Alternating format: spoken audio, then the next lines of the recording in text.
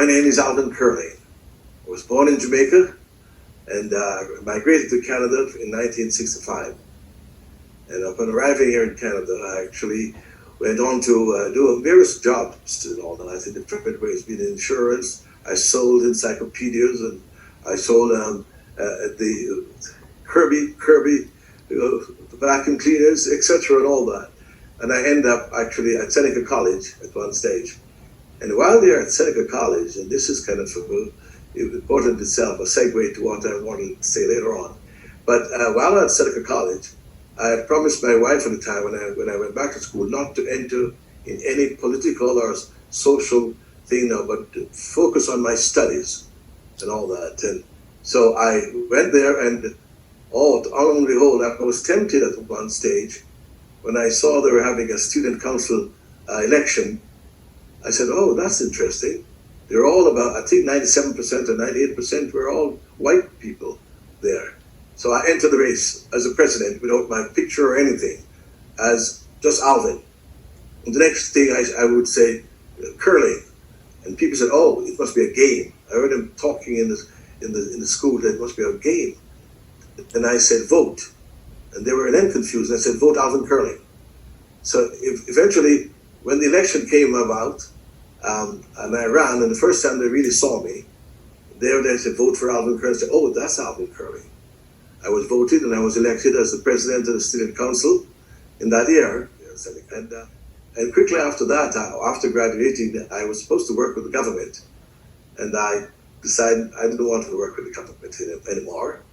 So the college had actually asked me to work as a assistant director of student services at Seneca College. So I was there for a couple of years. And then at one stage, I thought after about 14 years, I said, my golly, it's kind of a little bit, not boring, but something else to do. And I thought that there was an election coming along. So I ran, and so and behold, I was like the dog who chases the car. I was going after this goal of running for election as a liberal in a very, very strong conservative area. A wonderful gentleman by the name of Tom Wells, who was moving forward. After the election, I won the riding by the highest vote total in Canadian history, with everybody coming out, black, white, Chinese, and all that. Few blacks were around at that time in those days. But it wasn't I who won, it was the people who won. They came out and they did that. That's my first entry into politics. And I won't go into details of how it happened, but that is my first 1985. Now, that was May 1985. Now, the interesting thing about all this, Bradley, is that when that was in May. In June, we had what we call a minority government, and I was appointed as Minister of Housing. Just remember now, I went back again in Jamaica, just arrived in Canada not too long before, and now here I am now as a Minister of Government. I didn't even know where the Queen's Park was at the time, and then I got this responsibility as Minister of Housing. So I became a Minister of Housing, and then later on I became a Minister of Education in a form of training and skills development, and then move on. Then we went on. And then later on, I became, so then I moved on actually. After 20 years or 21 years in politics, I decided that maybe it's time to go. My kids and all that were telling me that, Dad, when are you going to quit? You know, you've been in politics so long and what have you. And then I had a call from the Prime Minister, Prime Minister Martin, who would ask me if I would be the ambassador to Canada, for Canada, in the Dominican Republic, which I accepted. And I went there, and it was a wonderful experience, just thinking about it. Here I am now, representing Canada as the leader of Canada in a country. I was taken into such an honorable position that it took me months to realize what it is all about. And I remember, there's a little part about it that I remember very well. When I gave my credentials to the president of the Dominican Republic, Leonel Fernandez, and we went to the palace, as they would say, and I was dressed in the rather outlay of whites and all that, and with all the entourage traveling to the palace, and we sat down together in a row before I was awarded as not as the ambassador designate, but now as the ambassador to the Dominican Republic, in Dominican Republic. And he said to me, this is what a special day for us. I said, why would it be, Mr. President? He said, you're black. You're from the West Indies. He said, you're a minister of housing, and you come with a lot of experience with parliamentary procedures. This is what we need in our country. We think that we're very blessed about that. I said, I am blessed to be given an honor to serve such wonderful country and to be a part of this establishment. So I always remember that. It's very important because I realized in the Caribbean too, they were seeking, it's almost like we talk about emancipation. Here we are arriving at a time of reckoning. And he was, when we speak of emancipation too, and then we looked at certain sort of challenges along the way and say that, are we emancipated fully? And some people feel that, of course, that if one say I'm free, but you know what it really is about? It's often not the destination, it's the victory. It is the challenges that we overcome through that journey. And I recall doing in my demonstration of protests against Bill 26 in about 1996 in the Mike Harris government, that they were pushing through this amalgamation bill, and they were they were having closure on it. Closure means they're just going to give limited time to debate it, and that's it, that's the law. And I didn't get a chance. I have one of the largest writing that people want to hear how this Bill 26 amalgamating all those cities together. That is the city of Toronto today. That is like North York, East York. You were talking about Scarborough, Etobicoke, and all those cities who had their little mini mayors to become one city, amalgamate them all. It's a good idea of saving, but I'm not against the government bill itself, against the bill. I'm against the process that one is not given the opportunity to speak as a member of parliament itself there.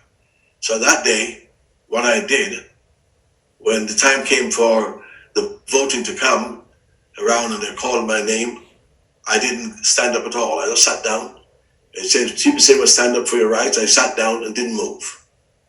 I did not get up and to be recognized, because the process of it all, you have to go through that process to get to the next member to count the votes. So I did not move. And I stood there or sat there for about 48 hours. And at that time, the opposition was very upset. The government was very upset on the government side. The Conservative government was very upset at the time that I was delaying progress itself. Now, if one is emancipated in a sense to move on, and the responsibility that goes along with it, some of the journeys you're on, is that most of the people were still in Scarborough, not emancipated, because there's the government telling them they should not speak, although you have the rights to vote and what have you. So in those days, I sat there, and while I was doing that, there are members on the other side, as I said, the government side, threw the insults and did all kind of stuff about how I was holding up democracy and what have you, and I was holding them hostage. As a matter of fact, I responded to them, in this return, that saying, listen, if I'm holding you all hostage, here is one hostage holder will tell you, you all can leave. You can always go. So the speaker of the day warned me that I should look at the fact that I'm misbehaving in the house, so to speak. And he's going to name me. Naming me that is when after he called my name and I don't respond, then he asked the sergeant of arms to take me out. And then he then said to me that, if so you tell the sergeant of arms, after he asked me if he wanted to escort me out by force. And I told him I'm not leaving. And the speaker said to him, he reported to the speaker that the member refused to leave, and we may resort to force. At that time, other members in the House, on the side of the NDP and my other colleagues, the Liberals, they decided that they will gather around me and said, well, if you have to move him, you have to move us all and take us all out. Now here's the mistake, here's the hook down. He then decided that to get consultation and advice from other regions, like in England, look from our precedents have been set. If a situation like that had happened, what would happen, what they should do. Well, I presume England at this time responded back by saying, you're on your own. You've never had that decision or circumstances any time, so they have to do what they have to do. He then left the House. He then stood up and said, I have to leave the House until order is retained. Now that is rather a tricky thing. He left the House. In other words, he left the House in my responsibility, because until I get order, he will not come back. But before that, when he asked the sergeant of arms to come and escort me out, I told the sergeant of arms that he said, Mr. Curley, you must come along with me now. And I said, I'm not leaving.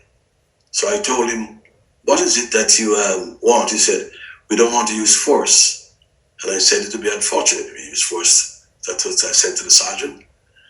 Because how would you see them dragging me across the floor, a white man at this time, and see this only black member of parliament, and I wasn't using the racial stuff established, raising to the term, oh, it looks outside, dragging me across the floor because I did not behave in the way that you all would, after I been denied my expression or what the people have elected me to do, to express their views in there.